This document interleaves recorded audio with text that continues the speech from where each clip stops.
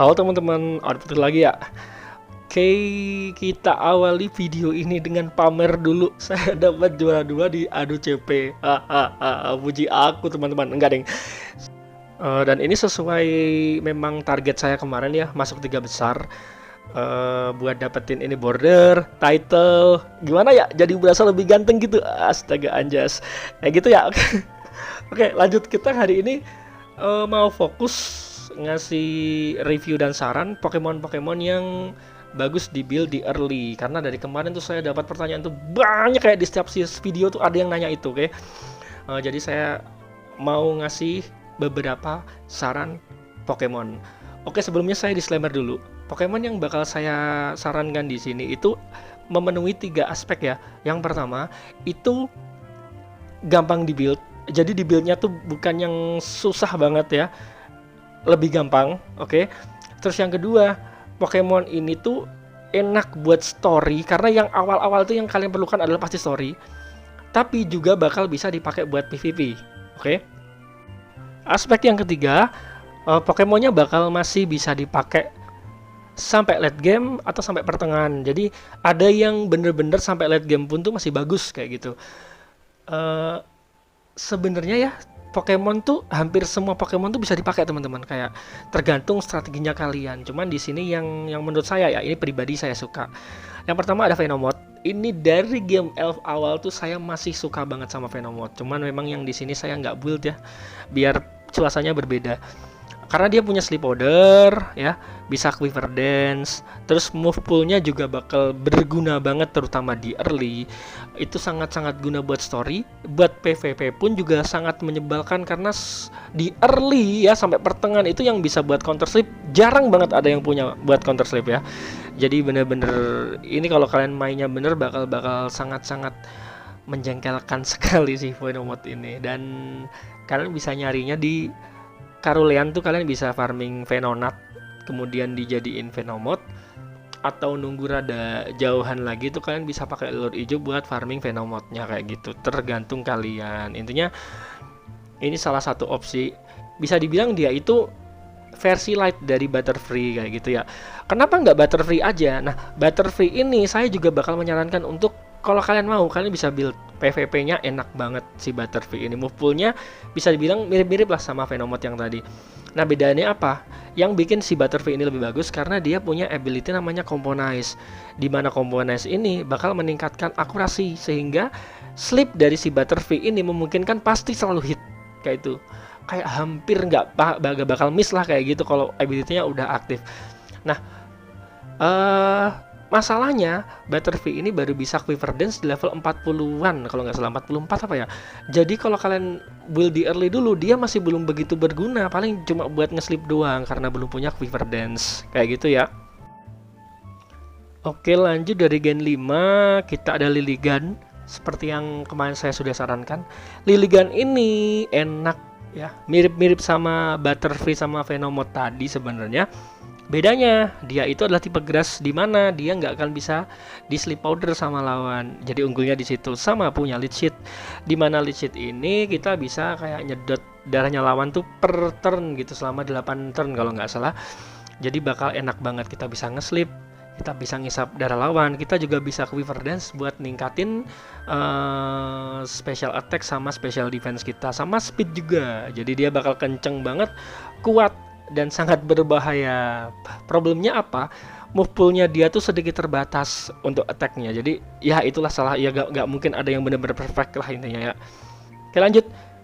Satu Pokemon yang menurut saya bisa dikombo sama si Liligan tadi yaitu si Crocodile. Crocodile ini juga bagus dan bakal kepake nanti sampai late game, tapi dalam konteks story sama tower kayak gitu-gitu ya bakal kepake karena dia punya ability Power Trip, di mana Power Trip ini kayak versi physical attack dari Store Power. Jadi tinggal di kita pakein buff yang banyak, Power Tripnya bakal sakit banget kayak gitu ya. Dan enaknya si Crocodile, Liligan, atau nanti Pokemon yang bakal saya sebutkan tuh bisa di build di Safari. Kalian nyarinya di wild, di alam liar. Tapi kalau memang kalian pengen nggak suka Safari ya, kalian bisa pakai lure hijau lah, nggak masalah, tergantung kalian. Oke, lanjut masih di Gen 5 juga kita punya Whimsicott. Whimsicott ini super enak, apalagi kalau ability-nya aktif. Kalau si pranksternya aktif ini, dia bakal bikin move statusnya dia jalan duluan, entah itu lead sheet dan macam-macam, kayak move pull super dia tuh banyak dan guna semua teman-teman. Jadi ini bakal worth banget, bahkan sampai late game ini bakal kepake buat PvP. Udah gitu, penting banget ini kalau mau ya. Saya selalu pakai si, mau tim apapun ya, kalau di ladder tuh saya biasanya selalu punya si si Whimsicott ini. Karena ya gimana ya, kayak kadang tuh bisa mengembalikan keadaan gitu teman-teman. Entah itu tailwind-nya yang bikin saya akhirnya nanti bisa jalan lebih cepat, atau lead sheet-nya yang bakal ganggu lawan kayak gitu ya. Sekalipun dia nanti yang kalian build itu non shiny, kalian bakal tetap kepake. Kalian punya dua, satunya shiny, satunya enggak aja, bakal kepake dua-duanya nantinya. Jadi Whimsicott ini kayak, kalau menurut saya ya SS banget dah dia tiernya kayak gitu. Oke, lanjut lagi ya. Masih dari Gen 5 kita punya Among Us yang juga bisa dibuild dari Safari. Ini sebenarnya opsional, kalian mau bikin juga boleh, enggak juga boleh. Cuman yang jelas dia ini bisa buat counter sleeper karena dia tipe grass. Kemudian juga bisa ini nih, kalau kalian mau catch monster di wild ya, kalian bisa pakai spore, di mana spore itu akurasi slipnya 100%, pasti bakal nindurin lawan. Dia juga punya toxic buat ngasih racun ke lawan, dan toxicnya itu bakal battery poison.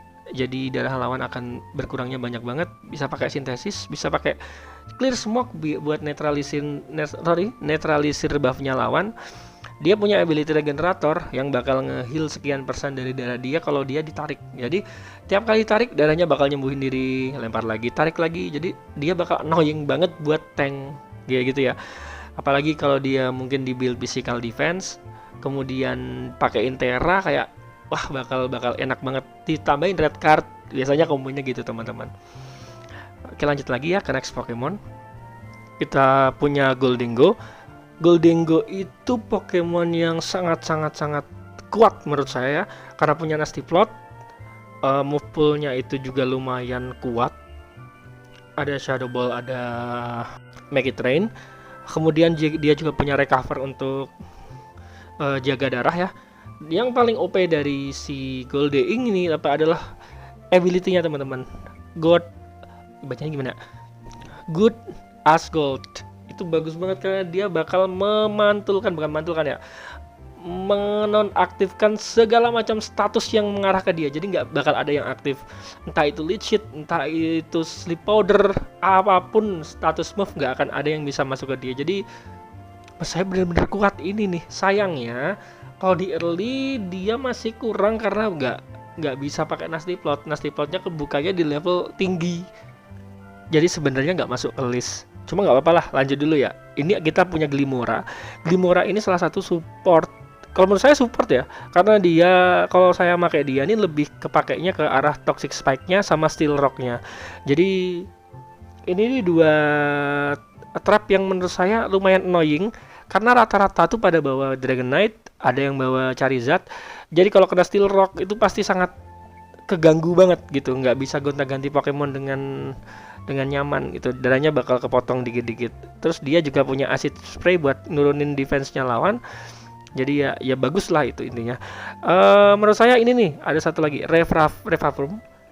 Dia ini salah satu physical attacker yang menurut saya enak banget.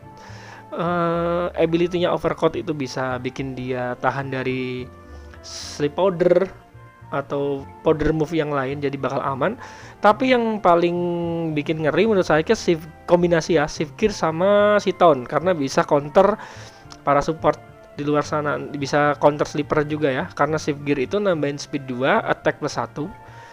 Kalau musuhnya Butterfree tinggal di taunt, jadi dia nggak bisa goyang, nggak bisa pakai sleep powder, udah useless tuh, kita tinggal serang saja pakai ini. Jadi ini bisa jadi salah satu opsi kalau kalian mau punya attacker di early ya. Oke, lanjut kita ada Garganacl. Garganacl ini salah satu yang bagus sampai late kalau menurut saya. dia punya ability yang super super bagus, Purifying Salt, di mana dia bakal tahan dari beberapa status move kayak Zip Order, Paralyze dan lain-lain, Burn kayak gitu tuh dia bisa tahan ya dari Will of Wisps kayak gitu-gitu, dan dia bakal nerima damage setengah dari Ghost type. Jadi bisa counter Gholdengo, bisa counter beberapa tipe Ghost kayak Gengar juga. Punya move yang sangat mengganggu ya, Salt Cure, dimana Salt Cure ini bakal kalau udah kena musuhnya bakal kecil darahnya dikit per turn, dan bakal lebih sakit kalau serangannya ini mengarah ke Water sama Steel type kayak gitu. Jadi bisa buat counter Gyarados sebenarnya, nih bikin darahnya dia bakal berkurang banyak gitu. Terus dia juga bisa pakai Steel Rock, jadi ini lumayan komplit dan bisa dipakai sampai late game kalau menurut saya ya. Jadi kalau misalkan prefer nyari yang shiny, silahkan build yang shiny kayak gitu. Oke, lanjut ya. Yang bagus lagi ya jelas Gyarados. Cuman saya menyarankan build Gyarados ini kalau memang kalian mau ya, itu di level 50 side quest yang kayak kemarin, jangan di early, karena sekalian bikin yang shiny kayak gitu. Kalau memang kalian nanti mau ke arah water atau flying type sebagai tim gitu, nggak masalah. Ini salah satu opsi physical attacker yang super bagus. Gyarados ini bisa mega juga kan. Lanjut, kita punya Toedscruel. Toedscruel ini pernah meta di Elf ya dulu di awal-awal ketika pada main, dan belum begitu nemu counter sleep. Ini enak, even sekarang pun kalau di early jelas enak banget. Late pun juga gimana, bukan bilang gampang ya, juga tetap kepake selama kalian tuh bisa ngatasin counternya dia kayak gitu. Karena dia punya spore yang garanti sleep. Kalau musuhnya nggak bisa di sleep, kalian bisa main wrap ya buat nyicilin darahnya pelan-pelan. Kalian juga bisa pakai move full heal ya kayak Giga Drain kayak gitu, jadi buat jaga darah. Jadi sebenarnya ini Pokemon ini komplit aja. Lanjut, saya akan bahas item tipis-tipis ya. Kayak kalau di store itu kan bakal random banget ya, ada beberapa item. Mungkin saya bisa menyarankan item apa yang mungkin kalau di awal tuh bakal guna banget gitu ya. Yang pertama, Leftover. Ini bisa dapat dari side quest kemarin seperti yang saya contohkan. Bakal nyembuhin darah Pokemon kita per giliran, dan ini versatile, bisa dipakai ke siapa aja, bagus-bagus aja kayak gitu. Lanjut, yang menurut saya bagus lagi itu ada di Focus Sash.